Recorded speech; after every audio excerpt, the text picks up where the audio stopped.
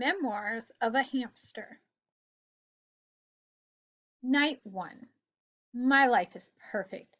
I have a bowl full of seeds, a cozy pile of wood shavings, and room to run. I'm never leaving here. Question: who's the luckiest hamster in the world? Answer: me. Night 2. I was just telling myself, Seymour, you've got it made, when my exercise wheel was delivered. I like to work out. It's the best model around, the Fuzzy Boy 360. Shiny as a new dime and fast as lightning. I don't know how many miles I put in it, but I was on that wheel all night. Night 3. It took me a while to get the hang of my new water bottle, but it's great. It's important too. A hamster has to stay hydrated. Back to my wheel. I've got another hour to put in before daylight. Night 4. Little girl came by and gave me a kiss on the nose. Nasty! Hello! Ever hear of germs? But she always gave me 2 yogurt drops. Question: what's better than a yogurt drop? Answer: 2 yogurt drops. I ate one and tucked the other in my cheek to save for later. This hamster has it going on. Night 5. I was just climbing onto my wheel tonight when Pearl the cat came by. You know, she said, you run for miles every night, but you never leave that cage. What's it all for? I don't know, I said. It's what hamsters do. What a complete waste of time, she said. Have fun in your cage. I'm going to the sunroom. Sunroom? What's a sunroom? Night 6. Little girl woke me up to clean my cage ticket today. She kissed me on the nose again. Barf! She needs to knock that off. But while she was carrying me around, I realized there's a lot of house around me that I haven't seen. It seems to go on forever. I tried as hard as I could, but I couldn't see a sunroom. Little girl gave me a yogurt drop, and I completely forgot about the sunroom. Whatever a sunroom is it better than a yogurt drop? Answer: no. Night 7. I planned on running a marathon tonight, but my Fuzzy Boy 360 is a little squeaky. Pearl came over to the cage looking a little annoyed. You really need to get yourself out of there, she said. But why? I asked. I've got my wheel, I've got my seats, I've got yogurt drops. You wouldn't need a wheel out here, she said. There's plenty of room to run. The staircase is made of sunflower seeds, and the sunroom is filled with yogurt drops. As she was walking away, she turned around and said, watch out for Hoover. Hoover? Who's Hoover? Night 8. I didn't sleep a wink all day. Little girl came by and kissed me on the nose. Yuck! And then I had a terrible workout.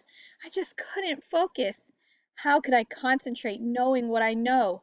Imagine a whole staircase made of a sunflower seeds and the sunroom. Don't I deserve to be in the sunroom?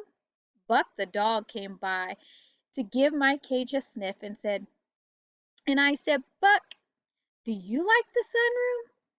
Big goofy Buck said, I love the sunroom. It's so sunny. And he trotted away. Night 9. No workout tonight. I spent the whole evening putting together a plan. I went over every square inch of my cage, and I think I've got it figured out. Operation Tasty Treat is set for tomorrow night. Hello, staircase. Hello, sunroom. Night 10. Good old Seymour is one smart hamster. My escape went like clockwork. I moved the seed dish, then I was able to muscle the fuzzy boy to the front of the cage. I had a little trouble climbing the outside of the wheel. It kept spinning, and I wasn't getting anywhere. But Sweet Pearl suggested I jam a sunflower seed at the side of the wheel, and it worked. After that, it was easy. I shimmied up the wheel and popped the lid right off. Question: who's going to eat every yogurt drop in the sunroom? Answer: me. Night 11. Note to self: cats are big, fat liars. I'm writing this from under the sofa. One wrong move and Pearl will have me for dinner. For starters, this staircase is not made of sunflower seeds. It's just carpet, and it tastes like a sweater. And the sunroom is nice, but there wasn't a yogurt drop in sight. And when I heard Pearl, the big fat liar, say, "Hello, Seymour," I knew something was wrong. She looked really hungry. But all of that time on the wheel paid off. I raced past her and squeezed out of the sunroom just in time. I made it here, but now what? Pearl keeps clawing under the sofa, that big fat liar. I'll probably never see my cage again. Question: who's in big trouble? Answer: me.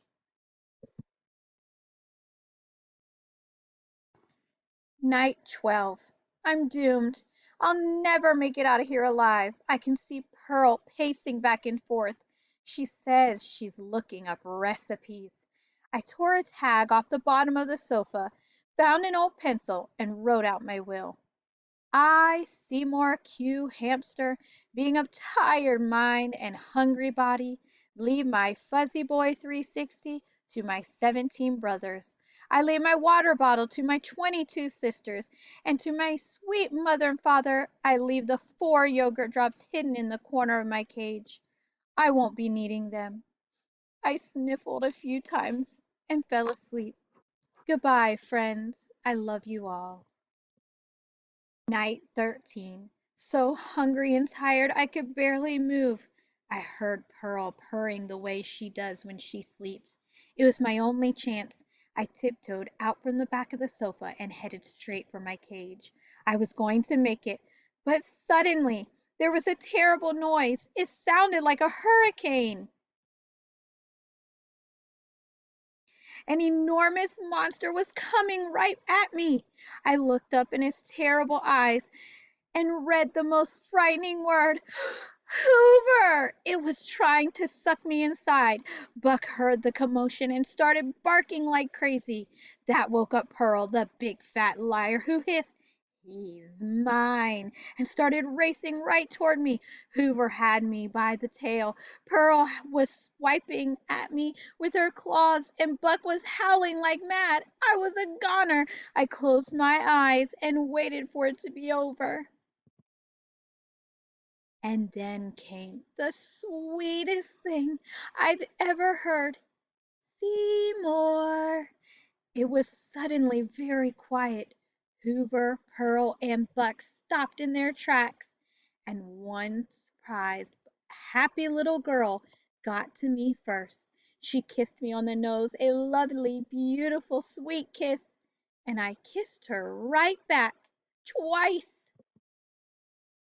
Night 14. Oh, my life is perfect. I have a bowl full of seeds, a cozy pile of wood shavings, and room to run. I'm never leaving here. Question: who's the luckiest hamster in the world? Answer: me.